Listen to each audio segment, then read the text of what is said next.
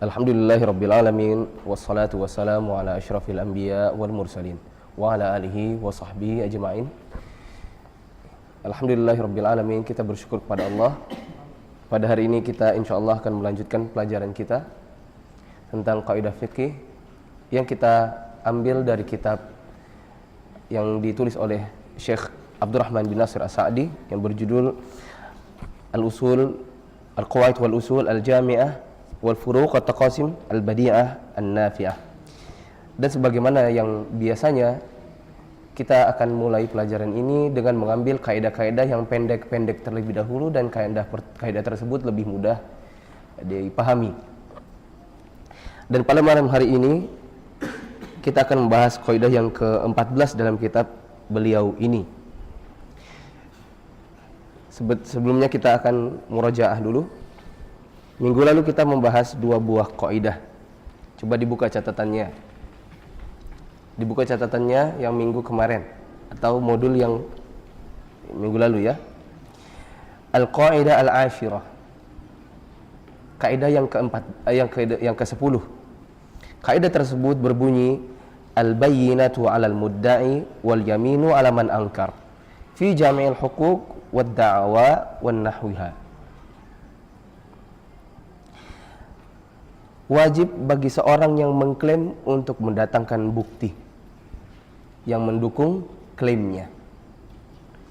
Dan orang yang mengingkari klaim tersebut wajib untuk mendatangkan sumpah atau melakukan sumpah. Atau dengan bahasa lain, seorang yang mengklaim atau menuduh wajib untuk memberikan bukti yang mendukung tuduhannya. Dan apabila orang yang dituduh kemudian mengingkari, wajib bagi dia untuk bersumpah kalau memang tidak ada bukti yang bisa didatangkan oleh si penuduh. Contohnya apa, Akhas? Sebutkan satu. Apabila barang ia hilang di suatu tempat, lalu ditemukan orang lain, lalu ia mengklaim barangnya, tunjukkan ciri-ciri barangnya. Bagus. Bila tidak menunjukkan ciri barangnya, maka ia harus bersumpah. Betul. Maka orang yang menemukan harus bersumpah bahwasanya orang yang mengklaim itu adalah barangnya, dia wajib untuk mendatangkan bukti berupa dia sebutkan ciri-cirinya. Dan orang yang menemukan jangan kemudian langsung menunjukkan barangnya, sampai kemudian betul-betul bahwasanya barang tersebut sesuai dengan ciri-ciri yang disebutkan, baru kemudian dia berikan. Sebutkan contoh yang lain, Pak Bambang. Kehilangan mobil, Ustaz. Jadi si pemilik harus menunjukkan BPKB atau bukti tentang nilai tentang mobil tersebut kepada Bahwa itu adalah mobilnya. itu adalah mobilnya. Bagus. Ada lagi? Orang yang mengklaim dia adalah ahli waris seseorang, wajib bagi dia untuk mendatangkan bukti bahwasanya dia adalah orang yang berhak untuk mendapatkan warisan. Seperti dengan menunjukkan surat nikah kalau dia mengklaim sebagai istri, atau dia tunjukkan akte kelahiran, atau dia datang ke pengadilan untuk kemudian diperbolehkan melakukan tes DNA. Kemudian kaidah yang berikutnya, kaidah yang ke-13. Kita pilih kaidah ini loncat-loncat dikarenakan kaidah tersebut lebih pendek dan lebih mudah dipahami. Kaidah yang ke-13 berbunyi al-itlafu yastawi fihi al-muta'ammid wal jahil wan nasi. Kerusakan itu dianggap sama, ya, dianggap sama baik dilakukan oleh orang yang secara sengaja melakukannya maupun orang yang tidak mengerti hukumnya atau dia lupa. Sebutkan satu contohnya, Abu Rayyan. Minggu lalu tidak datang? 2 minggu lalu datang. Coba sebutkan satu contohnya. Lupa? Akas full. Contohnya misalnya ada kambing tetangga. Orang kambing itu lupa mengikat kambing tersebut, dan kambingnya berkeliaran dan memakan pohon tetangga. Maka hal ini dianggap sama dengan orang yang jahil atau yang lupa. Sehingga konsekuensinya harus membayar diat. Membayar diat? Menggantinya. Mengganti rugi.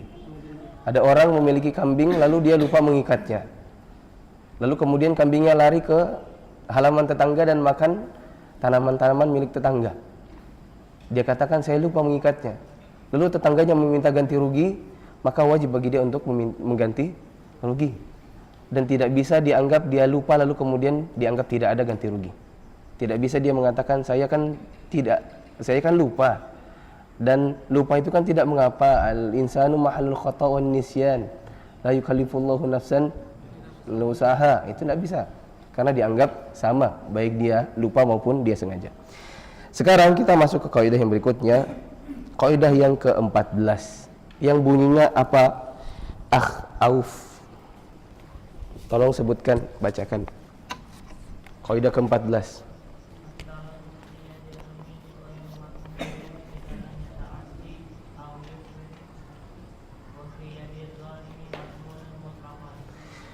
Al-qaidatu ar-rabi'atu asyar. Kaidah yang ke-14 berbunyi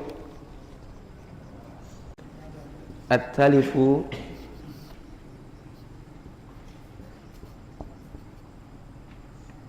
fi yadi zalim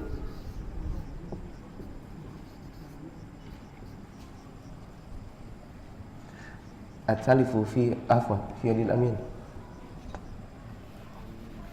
At-talifu fi yadil amin ghairu madmunun idza lam yata'adda aw yufarrid. Idza lam yata'adda aw yufarrid. Wa fi yadi zalim madmunun mutlaqan. Fi yadil amin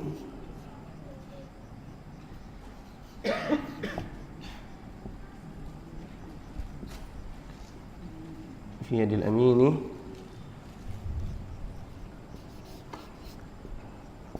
غير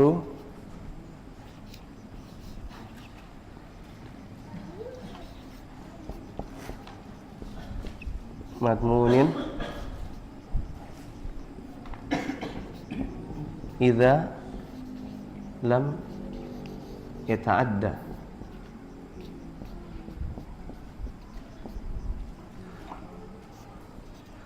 أو لم يفرط.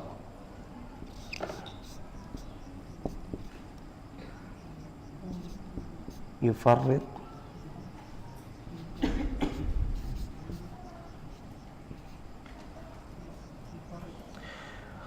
هو في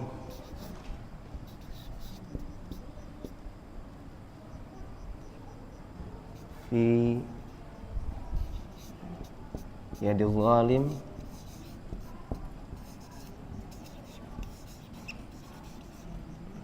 madmunun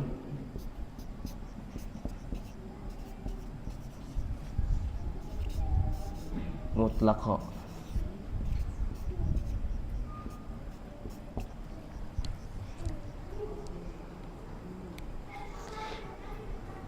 Di modul antum tinggal dikasih harokat saja, tidak usah ditulis panjang-panjang.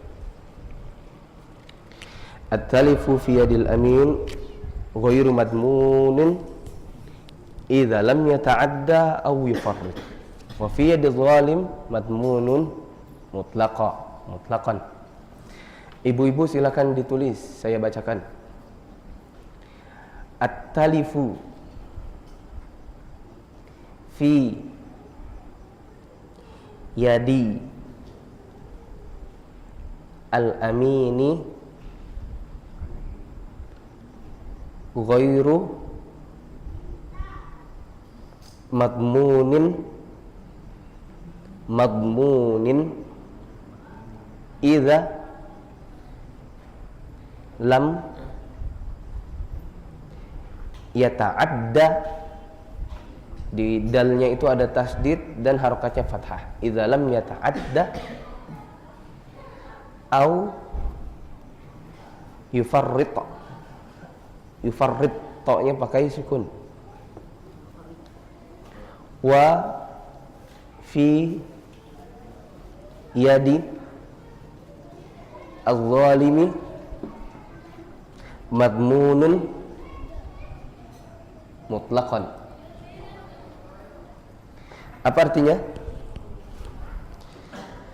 Auf. Artinya apa? At-talifu apa? Ini udah ada spidol biru ya. Kalau ada biru bagus. At-talifu artinya kerusakan.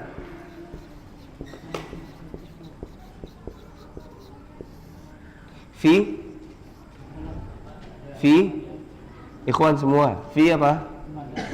Di. Ya di tangan. Ini yang sudah ikut Dursul Lughah insyaallah tahu. Yadun. Al-amini. Nanti saya kasih tahu ya, amin itu apa. Pokoknya amin. Amin. Amin di sini nanti apa maksudnya nanti saya jelaskan. Ghairu tidak. Madmunin diganti atau ganti rugi, diganti rugi. Ghairu tidak, madmunin di sini maksudnya ganti rugi. Idza apa? Jika. Lam tidak. Yata'adda melampaui batas.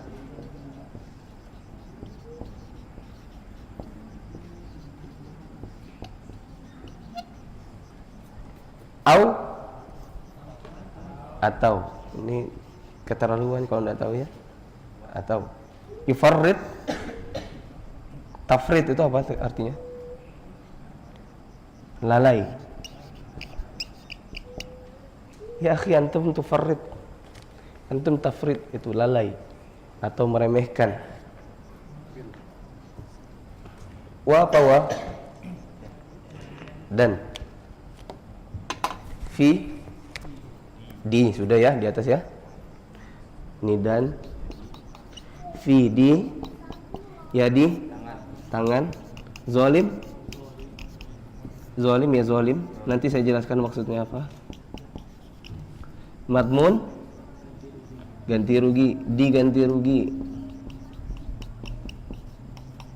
Mutlakon secara mutlak.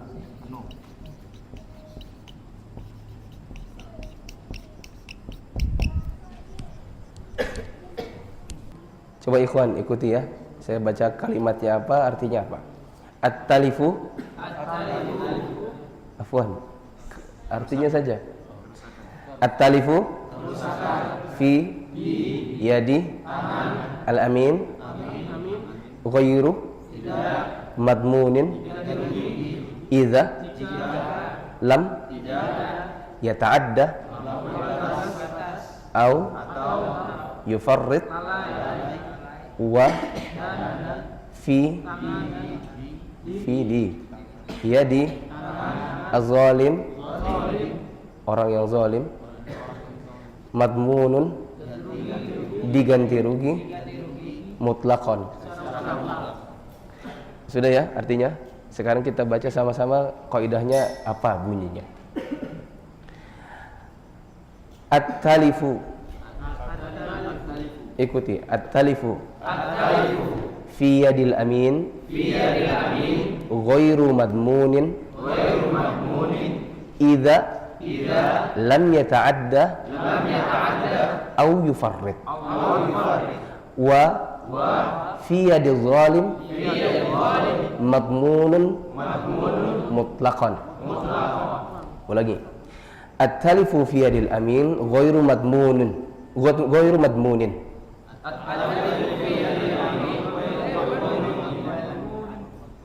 idza lam yata'adda au yufarrid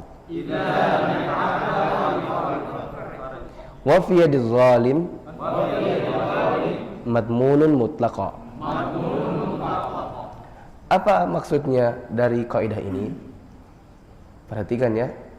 Kaidah ini maksudnya adalah setiap kerusakan yang dilakukan oleh orang yang amin, maka dia tidak usah diganti rugi atau tidak wajib untuk mengganti rugi kalau si amin tersebut tidak melampaui batas atau lalai.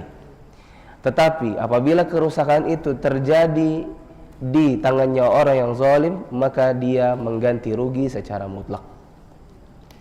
Sekarang coba ditulis. Amin itu apa? Amin itu, tulis ya, orang yang memegang hak orang lain, orang yang memegang hak orang lain. Misalnya bentuknya apa? Benda atau harta. Memegang hak atau misalnya harta orang lain dengan izin si pemilik,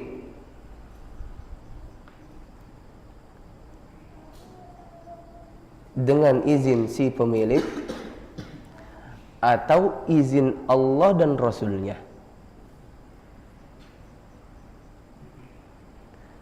Orang yang memegang harta atau hak orang lain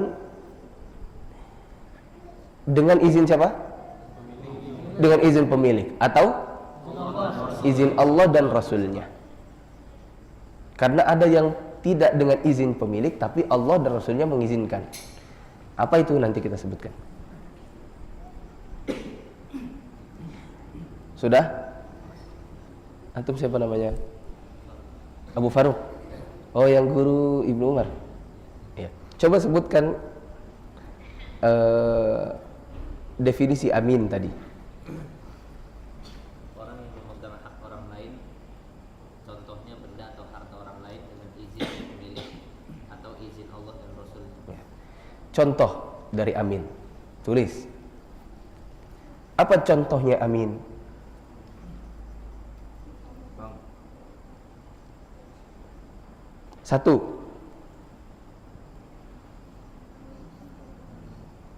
wakil. Satu, wakil. Contoh. Wah, nanti Anda sebutkan keripik jadi kayak dagang ya.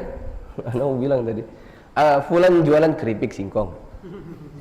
Dia titip di depan untuk dijualkan sebagai agennya. Atau ada orang datang ke rumahnya ngambil keripik untuk dijual di tempat lain.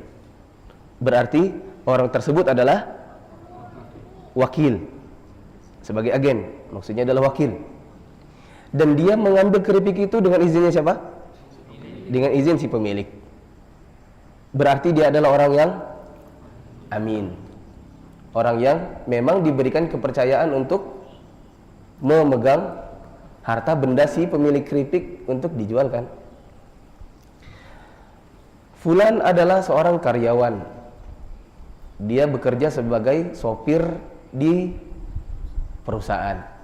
Dan perusahaan memberikan izin bagi dia untuk mengendarai mobil karena dia adalah sopirnya. Berarti si fulan tersebut sebagai sopir, dia adalah seorang yang amin, yang memang dia diberikan kepercayaan untuk memegang mobil. Dan dia disebutkan wakil. Sudah? Berarti wakil contohnya apa tadi? Agen. Terus apa lagi? Sopir di perusahaan. Dan masih banyak lagi. Ada fulan buka warung atau toko, di dalamnya situ dia pekerjakan seorang karyawan. Berarti karyawannya adalah seorang wakil. Dan seorang wakil adalah orang yang amin. Paham? Ini kayaknya tidak selesai dua kaidah ini, hanya satu kaidah kayaknya. Kemudian contoh yang kedua, siapa itu amin? Yang kedua adalah murtahin. Ini banyak yang tidak nulis nih kayaknya. Murtahin. Auf, kenapa tidak nulis? Kenapa tidak nulis? Bapaknya hilang. Ada yang punya bolpen 2?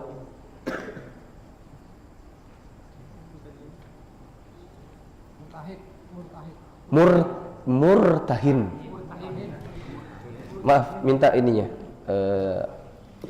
Apa namanya? Absen. Yang belum isi absen, diisi ya. Murtahin itu apa? Murtahin adalah pemegang gadai. Murtahin itu pemegang gadai. Pemegang gadai. Contoh, fulan berhutang sebanyak 10 juta kepada Alan. Kemudian Alan takut kalau nanti 10 jutanya tidak kembali, maka dia minta ada jaminan, rahan, gadai, ya. Ya, digadaikan. Apa yang dikasihnya? Sertifikat tanah. Maka dia yang pegang. Dikarenakan si fulan meminjam uang dari dia. Sini sebagai jaminannya apa? Dia pegang sertifikat tanah. Maka dia sebagai apa? Disebut dengan apa? Murtahin. Dan dia memegang sertifikat tanah itu dengan izin atau tidak? Dengan izin. Izinnya siapa? Izin orang yang minjem uang, yang utang. Berarti dia disebut dengan, berarti dia termasuk apa? Amin. Yang ketiga,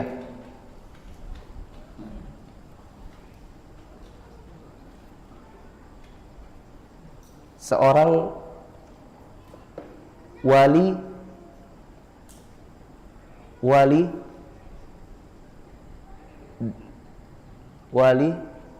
dari orang gila atau anak kecil.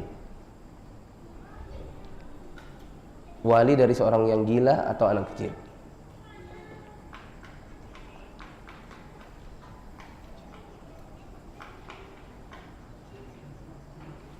Bagaimana contohnya? Seorang anak kecil memiliki orang tua yang kaya raya.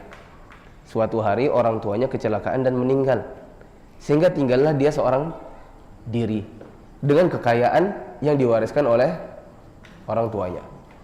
Maka diangkatlah seorang wali dari kalangan keluarganya untuk membantu dia mengurusi hartanya. Atau ada orang gila memiliki orang tua, kemudian orang tuanya meninggal dan orang gila tersebut ditinggalkan harta. Maka orang gila tersebut tidak mampu untuk mengurusi hartanya, maka diangkatlah seorang wali untuk mengurusi harta orang gila tersebut. Maka dia disebut dengan wali dari seorang yang majnun, orang gila, atau seorang anak kecil. Dan dia diberikan izin atau tidak untuk memegang hartanya? Diberikan izin oleh siapa? Oleh Allah dan Rasulnya. Karena orang gila tidak bisa memberikan izin. Tidak ada orang gila, ya sudah pegangkan saja, ya berarti tidak gila. Nah, maka Allah dan Rasulnya mengizinkan orang tersebut untuk memegang harta dari orang yang gila atau anak kecil. Contohnya masih banyak lagi, seperti juga orang yang menemukan barang lalu dia simpan dengan baik. Dia termasuk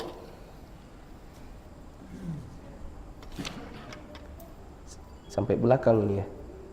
Perasaan kertasnya ada 2 kayaknya. Nah, ini kosong. Kalau begini kan enak, tinggal sebut namanya, apa artinya. Ya. Karena terus terang saya masih ada juga yang saya tidak kenal. Dengan begini saya jadi dikenal. Fulan mana? Oh, ini namanya si Fulan. Seperti orang yang menemukan suatu barang berharga lalu kemudian dia simpan dengan baik. Maka dia adalah orang yang memegang harta orang lain dengan izin siapa? Dengan izin Allah dan Rasulnya. Walaupun si pemilik barang tidak mengetahui pada siapa barangnya berada. Maka orang yang seperti ini, orang yang diberikan kepercayaan oleh Allah dan Rasulnya dan juga pemilik barang untuk memegang harta orang lain, kalau terjadi kerusakan di dirinya, maka tidak wajib mengganti. Paham? Orang yang memegang harta orang lain dengan izin si pemilik barang atau orang lain tersebut, atau diberikan izin oleh Allah dan Rasulnya untuk memegang barang orang lain, maka dia tidak wajib mengganti apabila terjadi kerusakan. Dengan syarat. Apa syaratnya, Ustadz Rahmat? Apa syaratnya? Idza lam yata'adda aw yufarrid. Dengan syarat yang pertama, orang tersebut tidak melampaui batas. Apa yang dimaksud dengan melampaui batas? Catat. Melampaui batas adalah menggunakan harta tersebut di luar dari ketentuan. Menggunakan harta yang dia pegang, yang milik orang lain itu, dalam keadaan melampaui batas atau di luar dari ketentuan yang seharusnya. Syarat yang kedua, tidak lalai. Apa yang dimaksud dengan lalai? Lalai adalah tidak menjaga dengan baik harta yang dia pegang.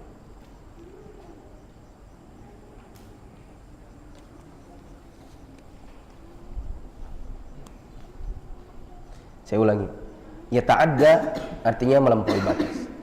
Melampaui batas artinya apa? Haikal.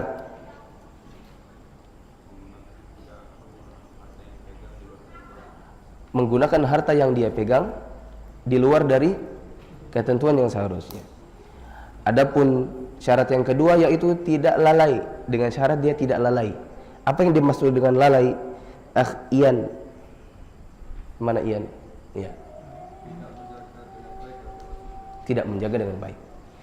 Berarti sudah nulis ya? Kalau sudah, letakkan dulu dan hadap ke sini.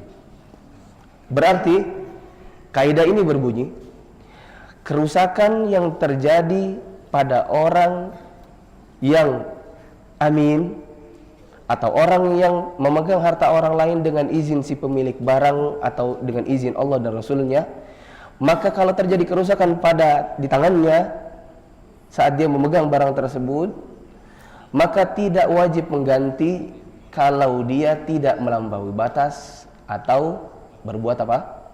Lalai. Paham? Lebih paham lagi kalau dikasih contoh. Contohnya sebenarnya ada di situ dengan bahasa Arab. Saya bacakan sekilas. A'ta Muhammadun Zaidan malan liyusaddida dayna Muhammadin ila Ahmad. Fa akhadha qutta'ut tariq al-mal fala dhamana ala Zaidin. Stop bacanya, hadap sini. Muhammad memberikan sejumlah uang kepada Zaid. Zaid, ini saya belikan uang. Misalnya 10 juta.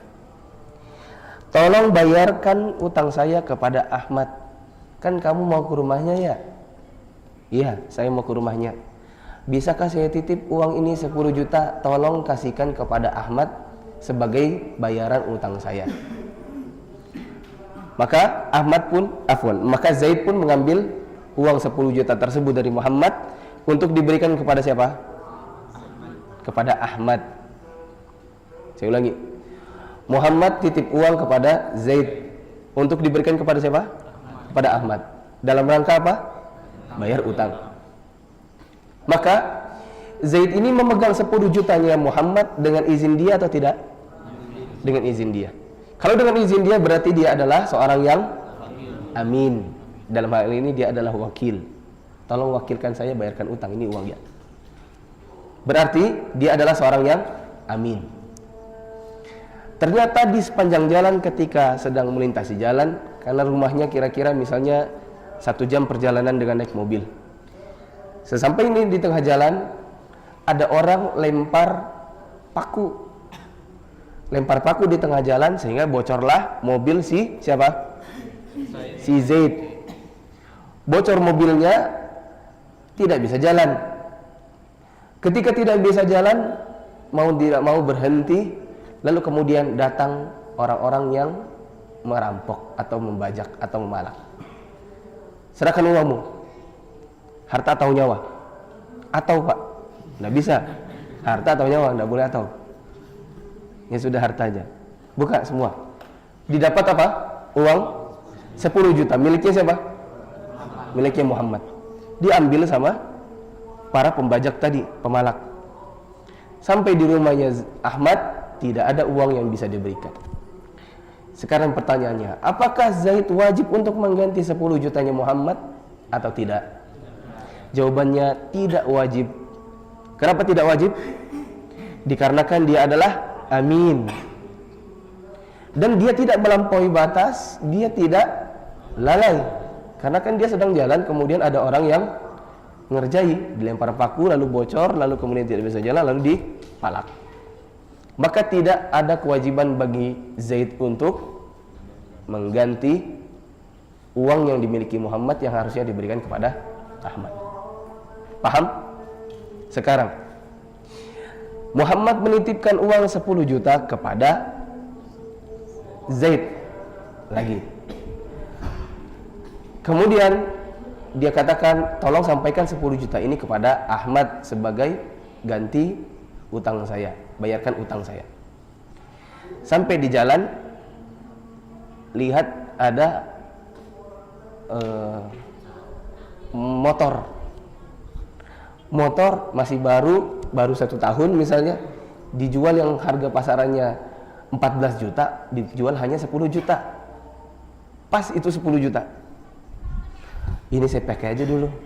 Mumpung ada yang jual baru 1 tahun, dijualnya turunnya 4 juta. Sayang kalau tidak dibeli. Ini saya bawa beli dulu, nanti sampai di sana saya ganti atau saya bilang lagi sama si Muhammad. Maka dibelilah motor yang ada di tengah jalan yang harganya cuma 10 juta itu. Dinaikkan ke mobilnya, kebetulan mobilnya pick up.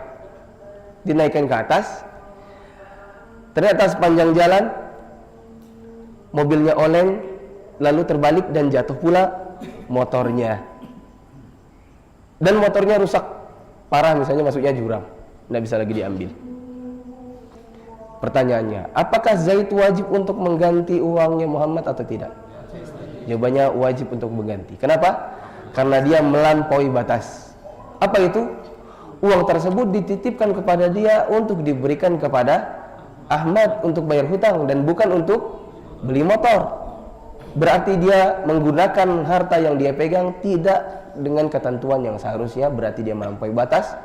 Dan kalau dia melampaui batas, maka dia wajib untuk mengganti. Kecuali kalau kemudian Muhammad bilang, ya sudahlah, tapi mulai saat ini jangan ketemu saya lagi. Repot urusannya. Contoh yang ketiga, Muhammad menitipkan uang kepada Zaid untuk dibayarkan kepada siapa? Kepada Pak Ahmad. Sesampainya sepanjang jalan dia sambil mengendarai mobil, uangnya dibuat kipas-kipas. Tidak dia belikan apa-apa, ya dia kipas-kipas saja. Tidak sengaja tertekan dengan sikunya tempat jendela mobil. Terbanglah uangnya semuanya. Keluar, turun kacanya, terbang semua uangnya. Dan setelah dikumpulkan, mungkin cuma ya dapat 5 juta. Kebetulan ada anak-anak kecil, wah berebutan. Anak berebutan, ketika dikumpulkan hanya cukup 5 juta. Pertanyaannya, apakah Zaid wajib untuk mengganti yang 5 jutanya lagi? Wajib. Jawabannya wajib. Kenapa? Karena dia lalai. Uang itu untuk disimpan dengan baik, bukan untuk dipakai kipas-kipas. Ya. Atau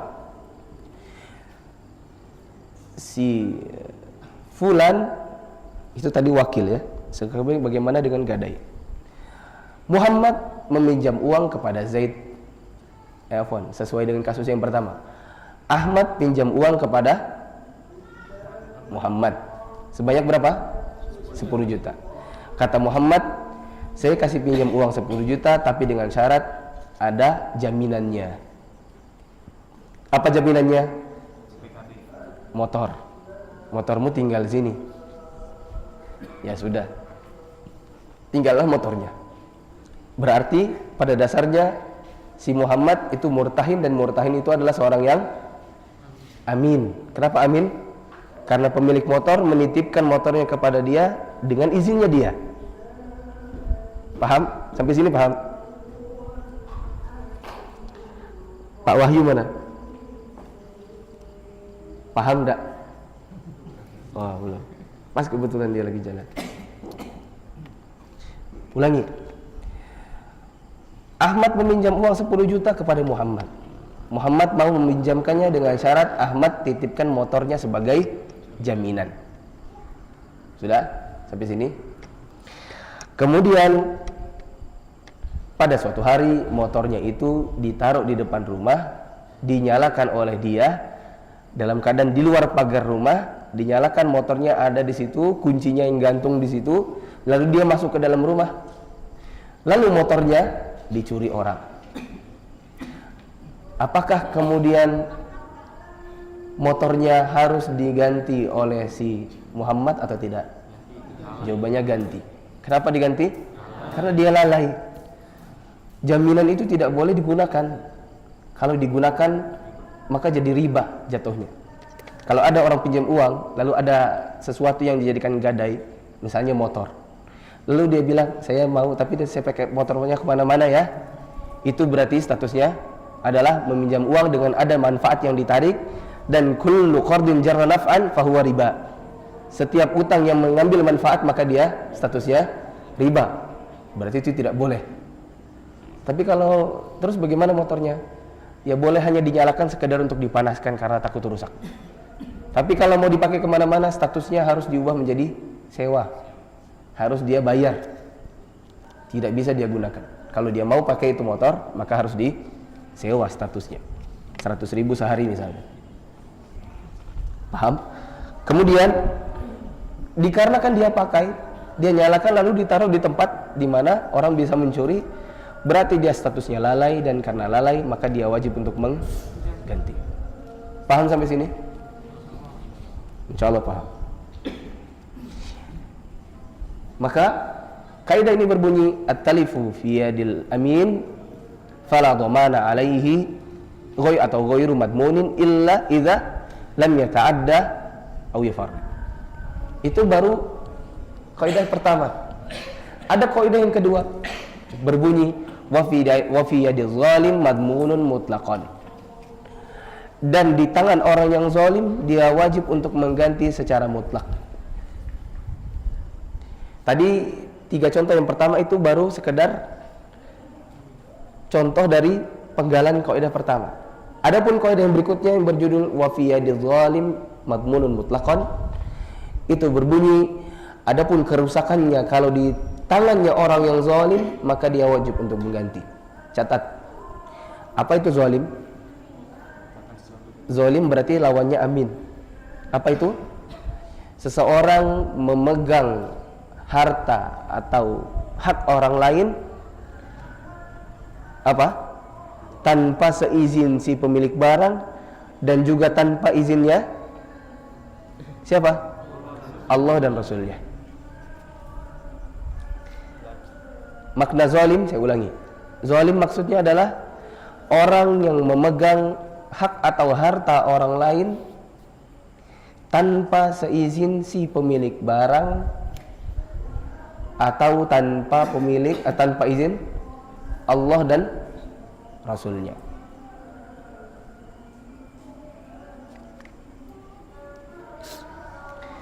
Berarti kaidah ini bermakna apa?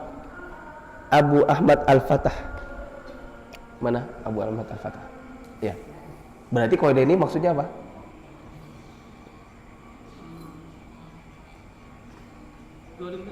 Ya. Nah, kaidah wa fi zalim madmunun mutlaqan berarti artinya apa? Orang yang dikasih kepercayaan terus orang apabila ada kerusakan dan apabila kerusakan itu terjadi pada orang zalim, terjadi di tangan orang yang zalim, jadi di tangan orang yang zalim, maka dia wajib mengganti rugi secara mutlak. ya.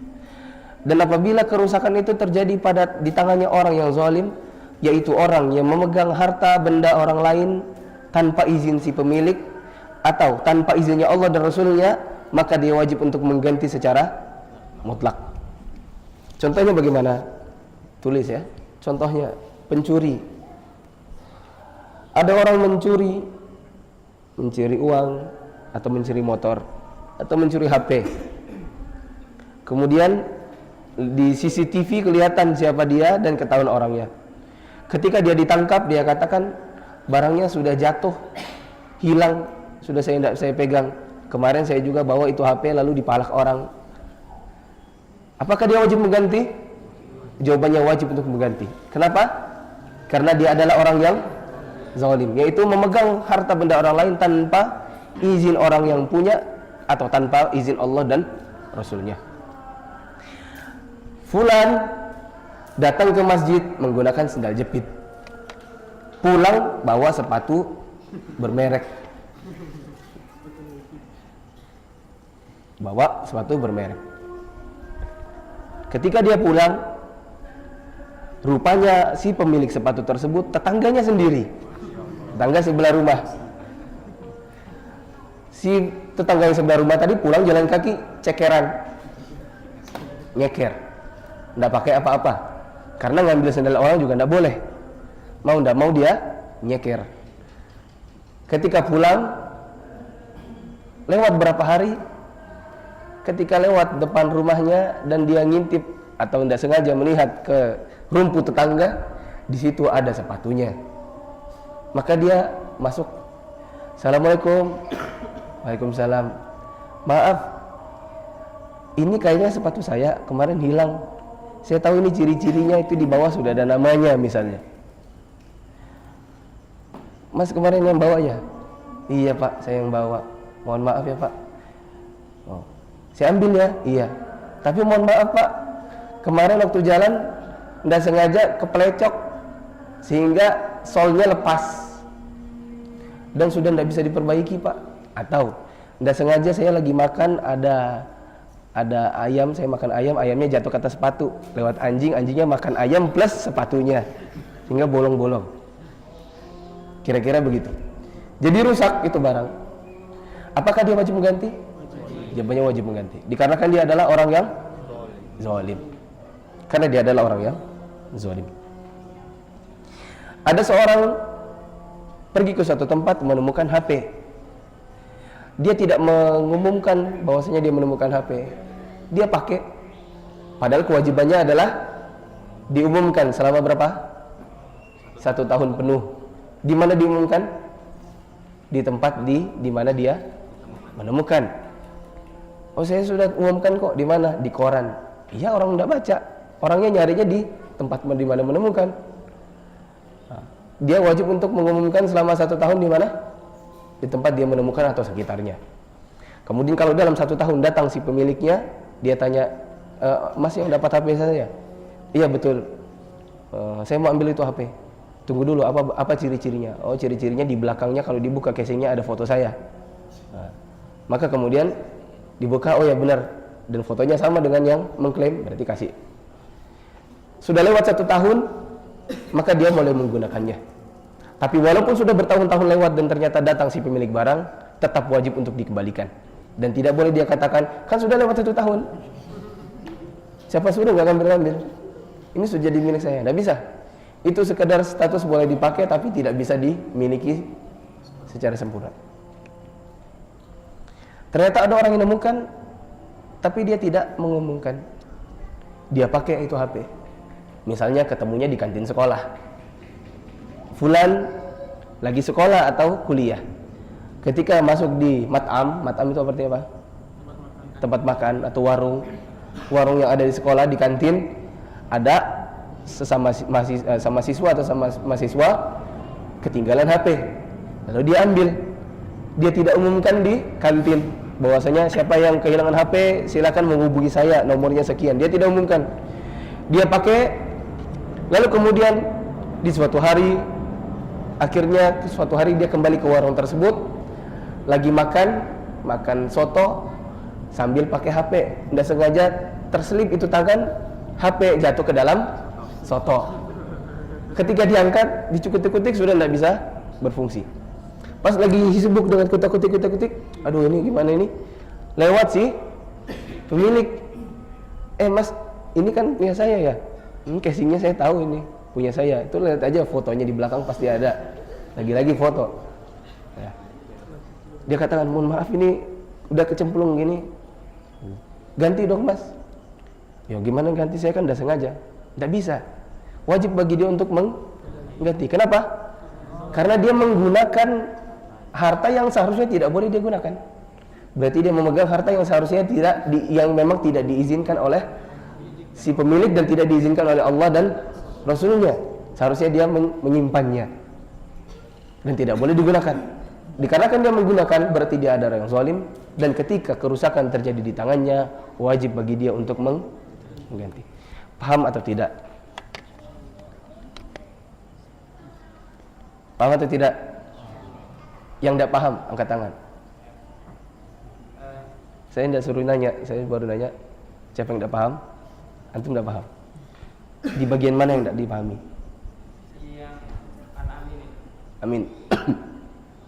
Kalau yang menitipkan uang seperti kasus yang tadi keberatan, bagaimana? Apakah berubah hukumnya? Apakah dia wajib mengganti? Ya. Bagaimana kalau si Amin, orang yang menitipkan barang keberatan? Tolong dong diganti, kan 10 juta. Saya kan tidak sengaja dan saya adalah Amin. Bagaimana hukumnya? Apakah berubah untuk menjadi wajib? Jawabannya tidak. Kan tidak wajib. Tapi kalau dia mau mengganti, silakan. Kalau si pemilik barang tetap keberatan, silakan datang ke orang yang bisa dijadikan hakim sebagai pemutus masalah ini. Si fulan, ini kejadian, bertransaksi sesuatu dengan temannya. Janjinya adalah sebanyak 1.500 rial. Ternyata di hari H si fulan membatalkan. Dia katakan, tidak boleh dong kamu batalkan, saya ini rugi jadinya, dan kamu sudah pegang akadnya atau hartanya, bendanya, dan seterusnya. Akhirnya kemudian diputuskan oleh dua orang ini karena sama-sama ngaji, sama-sama salafiyin. Kemudian dia katakan, kalau gitu kita datang ke syekh untuk memutuskan bagaimana jalan keluar dari kita ini. Maka datanglah ke syekh, lalu kemudian ditanyakan oleh syekh, apa yang terjadi? Yang terjadi adalah si fulan ini berjanji untuk memberikan hak saya sebanyak 1.500. Ternyata di tengah jalan dia membatalkan, dan saya merasa rugi. Betulkah? Iya betul syekh. Kenapa kamu keberatan? Karena setelah saya tanya-tanya, ternyata harganya tidak segitu. Kalau kemudian bagaimana jalan keluarnya? Kamu bisa bayar berapa? Saya hanya bisa bayar 1.000 syekh. Dan kami sudah berjanji bersama-sama, apapun yang diputuskan syekh kita akan terima. Oke, kamu bayar berapa? 1.000. Terima ya? Ya rugi sih syekh, tapi mau gimana lagi? Ya sudahlah 1.000 saja. Kasih 1.000. Sudah pulang, kamu keluar. Ketika ini keluar, syekhnya keluarkan 500-nya. Ini ganti yang kamu rugi tadi, yang seharusnya 1.500 dibayarnya cuma 1.000, 500-nya saya yang bayar. Maka pulanglah ini dengan senang karena tetap dapat 1.500. Ini pun pulang dengan senang dikarenakan hanya bayar 1.000. Tahu siapa syekhnya? Syekh Sa'ad Asyidri. Luar biasa akhlak beliau. Ya, ketika ada permasalahan di antara tulabnya, ada apa? Ini gini. Ya sudah, win-win solusinya ini kamu kasih segini. Silakan. Nih, ganti ruginya. Dia yang keluarkan. Dan sudah selayaknya dai kurang lebih seperti itu. Jadi, kalau ternyata tidak mau atau dia merasa keberatan, maka silakan datang kepada hakim. Bagaimana nanti prosesnya? Kalau nanti sudah diputuskan, tergantung dengan perkara yang diputuskan oleh si hakim. Sebelum kita merojaah ini, tentang kisah Syekh Sa'ad Asyidri tadi, itu memberikan satu pelajaran bahwa seorang dai itu juga harus bisa memberikan solusi. Dan solusinya harus yang bisa menjaga hubungan antara orang lain ketika ada yang bertikai. Karena bagaimana kalau seandainya syekh itu hanya memutuskan, kamu kan sudah bersepakat, apapun yang saya putuskan diterima, berikan 1.000 pada dia, sudah selesai, dan pulang sama-sama. Apakah yakin si orang yang menerima 1.000 ini kemudian pulang dalam keadaan puas? Enggak, namanya juga manusiawi. 500 rial itu kalau diuangkan 1.500.000, itu bisa beli HP Android loh. Yang tadinya udah punya WhatsApp bisa jadi punya WhatsApp. Ya. Tapi beliau memberikan solusi yang bisa tetap menjaga hubungan. Sehingga dua orang yang tadi bertikai, ana dan teman itu, pulang sampai sekarang kami tetap dalam keadaan berteman. Ya. Karena ada yang dipuaskan dan ada yang dipuaskan. Dua-duanya dipuaskan. Tapi jangan nanti antum datang kepada ana lalu minta ana yang bayarkan utang ya.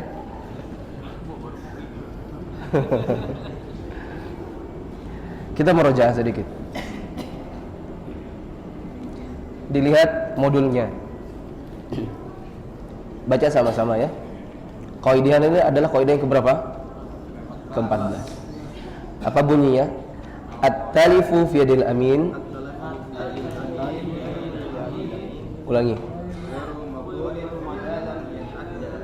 Ulangi. Ikuti. At-talifu fi yadil amin ghairu madmunin. Idza lam yata'adda aw yufarrid. Wa fi yadiz zalim madmunun mutlaqan. Apa artinya Abu Ahmad? Artinya Abu Ahmad. Kerusakan yang terjadi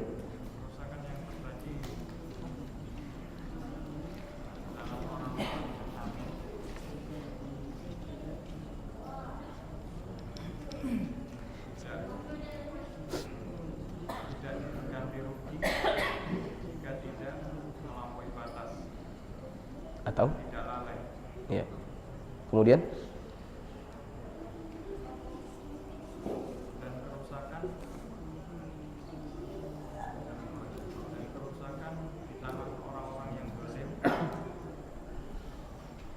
wajib diganti rugi secara mutlak. Dengan catatan tadi, kalau memang si pemiliknya memang tidak meminta ganti rugi, maka tidak mengapa untuk ganti rugi. Tapi mana yang lebih bagus? Diminta ganti rugi atau tidak? Ikhlaskan. Tidak, tergantung dengan syekh khas. Tergantung dengan kondisi-kondisi dan beda kondisi, beda kejadian, beda kasus, beda juga penyikapan. Bagaimana kalau wakilnya ada orang yang miskin dan dia selama ini adalah wakil yang dikenal jujur, amanah dan tidak punya uang kecuali yang dia dapatkan sehari itu. Lalu kemudian hari itu kata orang apes. Pas hari itu terjadi kerusakan pada dirinya. Apakah kita minta ganti rugi? Jawabannya tidak. Kita yang memang orang mampu misalnya, kalau bisa jangan diminta ganti rugi. Karena kita selama ini tahu beliau adalah orang yang miskin, jujur, amanah, dan seterusnya. Jangan diminta ganti rugi. Tapi bagaimana kalau wakilnya ini memang sudah selama ini ketahuan suka begini, begitu dan seterusnya, ya, maka bisa saja diminta ganti rugi. Kemudian berikan satu contoh bahwasanya kerusakan pada tangan orang yang amin tidak diganti rugi tanpa ada melampaui batas, tanpa ada lalai. Ardi, yang mana Ardi? Ya. Coba berikan contohnya. Ya.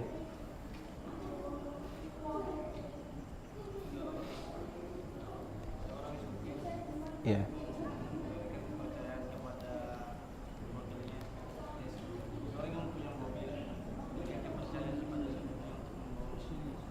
Lalu? Iya. Iya. Mobilnya rusak dan tidak melampaui batas, tidak lalai, maka dia tidak wajib untuk mengganti. Bagus. Ruslam, mana Ruslam? Hah? Satu aja. Pak Ardiansyah. Mana Ardiansyah? Pak Ardiansyah, berikan contoh dia harus mengganti dikarenakan dia ta'adda, melampaui batas. Contohnya dia dipinjamkan motor, terus dia ugal-ugalan. Lalu dia ugal-ugalan. Dipinjamkan motor, dipakainya ugal-ugalan. Maka ketika tabrakan dia wajib untuk mengganti. Bagus. Pak Mansur, mana Pak Mansur? Sebutkan contoh dia harus mengganti karena dia yufarrid atau tafrid. Seperti orang yang pemegang gadai. Pemegang gadai, si fulan Dia mau gadai. menggadaikan barang, kan? Ya. Misalnya mobil misalnya. Kemudian dia memanaskan mobil di luar halaman. Kemudian dia membiarkan kunci, kemudian diambil oleh pencuri, maka dia wajib. Tidak wajib, maka dia wajib untuk mengganti. Bagus. Sebutkan contoh wa fi yadi zalim madmunun mutlaqan. Mana Pak Renald Harun? Coba berikan contoh, Pak. Iya, bagaimana contohnya? Berikan contoh. Orang mencuri, lalu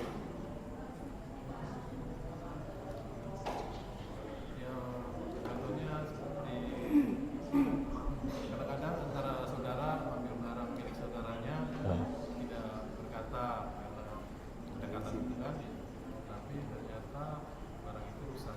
barang itu rusak. Misalkan yang kecil aja pulpen atau otomatis saya rasa itu wajib ganti karena dia meminjamnya secara solid tidak zolim. Secara zalim. Dia tidak wajib untuk mengganti. Dia wajib untuk mengganti. Ya. Boleh. Ada contoh tambahan sedikit. Silakan dicatat. Untuk orang yang pinjam barang, bagaimana kasus musta'ir? Orang yang pinjam barang, dia minjam, dikasih pinjam, lalu kemudian berarti kan dia seorang yang amin karena dia memegang barang orang lain dengan izin si pemilik barang. Kemudian dia tidak ta'adda, dia tidak tafrid, dia tidak melampaui batas, dia tidak lalai. Lalu barang tersebut rusak di tangannya. Apakah dia wajib untuk mengganti? Para ulama berselisih pendapat, dan yang dikenal dalam mazhab Imam Ahmad bin Hanbal bahwasanya dia karena dia adalah peminjam barang, tetap dia wajib untuk mengganti walaupun dia amin dan walaupun tidak ta'adda, walaupun dia tidak tafrid. Menunjukkan bahwa ada yang bertanya, kalau tidak salah Abu Sofi, apakah semua kaidah ini adalah kaidah yang disepakati oleh para ulama? Jawabannya, tidak semua kaidah ini adalah kaidah yang mutlak disepakati oleh para ulama. Di antara kaidah ini ada kaidah yang secara disepakati oleh para ulama dalam masalah bunyinya atau dalam masalah keberadaannya, tetapi dalam cabangnya ketika masuk ke dalam satu kasus maka dia tidak masuk dalam kaidah itu, atau dia keluar dari kaidah ini. Contohnya tadi, seorang yang meminjam barang itu pada dasarnya amin. Dan menurut kaidah ini, orang yang amin kalau dia tidak melampaui batas, dia tidak lalai, maka tidak wajib untuk mengganti. Tetapi para ulama dalam mazhab Hambali, mereka mengatakan walaupun amin, walaupun tidak ta'adda, walaupun tidak tafrid, untuk orang yang statusnya pinjam barang lalu kemudian merusakkan barang tersebut, maka dia tetap wajib untuk mengganti. Ini saja yang dapat saya sampaikan. Ada yang tanyakan? Abu Hakim. Ustaz, seandainya kita nemu sesuatu, contohnya makanan yang mudah basi, dengan niat kita nanti mau bisa ganti tapi saya makan dulu karena cepat basi. Contoh bagus ini. Ya. Nemu makanannya takutnya basi. Kalau nanti dibiarkan lalu kemudian basi, mubadzir. Kalau ditunggu orangnya dan dia makan, nanti kalau ada yang mau, kalau si pemilik makanan datang lalu diganti. Jawabannya, apakah dia harus bisa begitu? Sekarang kita katakan bahwasanya luqatah itu ada 3, barang temuan itu ada 3, dan sepertinya saya sudah pernah sebutkan. Boleh dicatat. Luqatah itu ada 3. Yang pertama adalah luqatah jenis golongan yang pertama, yaitu luqatah atau barang temuan yang orang yang ekonominya menengah ke bawah itu tidak akan menganggapnya sebagai barang berharga. Luqatah golongan pertama adalah barang yang orang yang ekonominya menengah ke bawah itu tidak akan menganggapnya sebagai barang berharga. Contoh, kardus. Apakah dianggap barang berharga? Ya atau tidak? Jawabannya tidak. Kardus di mana-mana bisa ditemukan secara gratis. Sehingga orang golongan ekonomi menengah ke bawah itu tidak akan menganggapnya sebagai barang berharga. Boleh langsung diambil untuk golongan jenis yang pertama ini, boleh langsung diambil tanpa harus diumumkan. Langsung diambil, dimiliki tanpa harus diumumkan. Tanpa izin. Yang namanya luqata tidak ada izin dari pemilik barang. Saya ulangi. Golongan yang pertama dari jenis luqata adalah barang yang orang ekonomi menengah ke bawah itu tidak akan menganggapnya sebagai barang berharga. Golongan yang seperti ini, jenis barang yang seperti ini boleh langsung dimiliki tanpa harus diumumkan sehingga bisa langsung digunakan.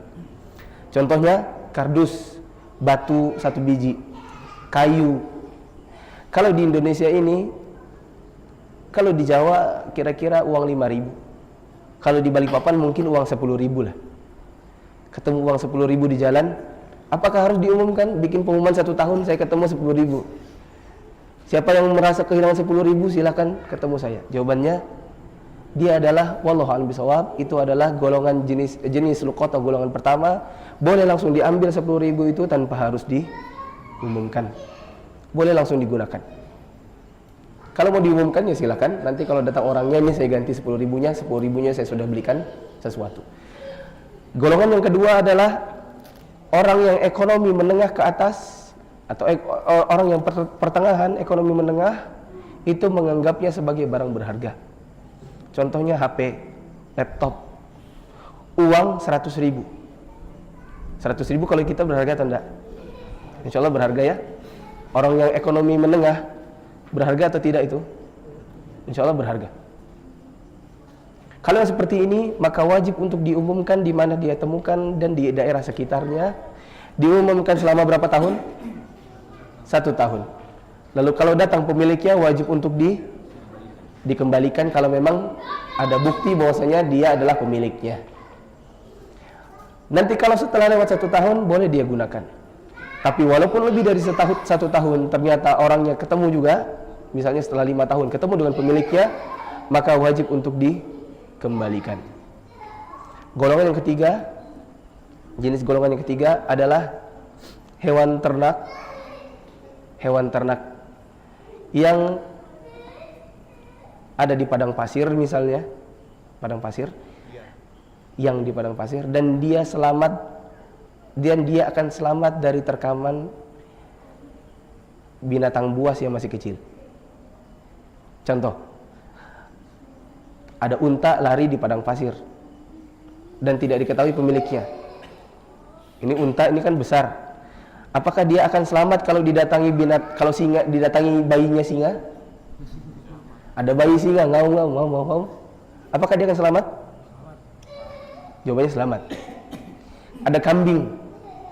Kambing lari di padang pasir. Ketemu dengan anak anjing. Apakah dia akan selamat si kambing ini? Insya Allah akan selamat. Maka jenis golongan yang ketiga ini tidak boleh diambil boleh diambil sama sekali. Tidak boleh diambil sama sekali.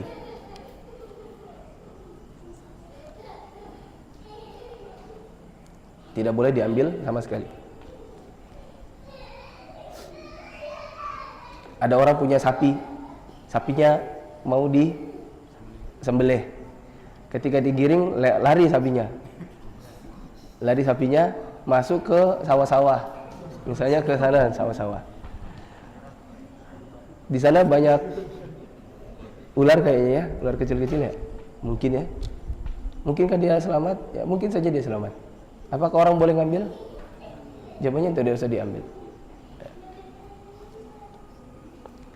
Tapi kalau mau diselamatkan, diambil sekadar diselamatkan, ditaruh di situ saja. Ya, tidak boleh kalau di padang pasir gitu, ya biarkan saja. Tidak boleh diambil secara mutlak. Berarti makanan itu masuk ke mana? 1 atau 2 atau 3? 1. Makanan paling apa sih yang masih? Nasi sama sayur sama ikan. Ada nasi bungkus ketinggalan di masjid misalnya. Diambakan enggak ya? Ini harus diumumkan dulu ini. Tapi kalau nunggu pengumuman bisa basi duluan. Bolehkah saya makan? Jawabannya insya Allah boleh dimakan dengan niat nanti kalau memang ada yang mengklaim itu adalah nasi bungkusnya, nanti dia ganti. Kenapa? Nasi bungkus di sini mungkin harganya hanya mungkin 8.000 ya, atau 9.000. Dan itu di golongan kita adalah makanan yang golongan ekonomi menengah itu tidak menganggapnya sebagai barang berharga. Yang kedua. Assalamualaikum. Ustaz, bagaimana ketika kasusnya kita mau menyelamatkan, taruh seperti tadi hewan, kucing misalkan, kita nemu kucing yang tidak tahu pemiliknya tapi ada identitas di lehernya. Ketika kita mau selamatkan, qadarullah kucing itu mati, Ustaz. Itu bagaimana, Bu? Kita mau selamatkan, Kita jatuhnya ya, dan kucingnya mati. Berarti kita amin atau zalim? Amin. Siapa yang mengizinkan? Allah dan Rasulullah. Berarti kalau kucingnya mati di tangan kita, apakah kita harus ganti kucingnya? Jawabannya tidak. Ada lagi terakhir? Ya. Bila kita diserahin mobil kan, terus mobil itu kecelakaan, Hah? nah yang insiden, Iya. terus dibaikin sama yang diserahin. Terus yang diserahin begitu baik dia nggak ngomong gitu. Itu hukumnya apa, dia harus ngomong atau diam aja nggak apa-apa gitu? Oh, dia harus ngomong. Ya, dia harus ngomong bahwasanya dia sudah nabrakkan mobilnya. Nanti saya ganti. Saya bawa ke workshop, nanti bisa diketok magic dan semacamnya. Keadaan bagus sudah balik gitu kan? Kalau orangnya yang punya mobil dia ridho, oh ya sudah, yang penting sudah dibaikin ya sudah, selesai. Tidak, seharusnya dia belum ngomong gitu, tapi nggak Dia harus ngomong. Dia ngomong. Karena dia adalah amin, kalau ada sesuatu maka dia harus ngomong sama yang punya barang. Saya jagakan toko, ternyata ada maling masuk misalnya, lalu hilang beberapa. Anda usah ngomong lah, nanti saya dipecat. Jangan ngomong, karena nanti suatu saat misalnya ada sesuatu, lalu kemudian ada pengecekan, ini ada yang hilang nih barangnya. Iya Pak, waktu itu ada maling masuk. Loh kenapa kamu nggak ngomong? Saya takut. Apa kata pemilik barang? Coba kamu ngomong, tidak ada masalah. Nah, akhirnya jadi, ya sudahlah kamu dipecat saja karena kamu tidak ngomong. Jadi jujur jadi gitu. caranya diganti sama dia gitu kan? Ya, intinya dia ngomong dan dia katakan saya akan ganti dan seterusnya dan seterusnya. Maaf Pak, waktu itu saya memang lupa kunci tokonya sehingga maling masuk lalu diambil. Tapi saya ganti kok, insya Allah. Ya sudah. Subhanakallah bihamdik asyhadu an la ilaha illa anta astaghfiruka wa atubu ilaik. Wassalamualaikum warahmatullahi wabarakatuh.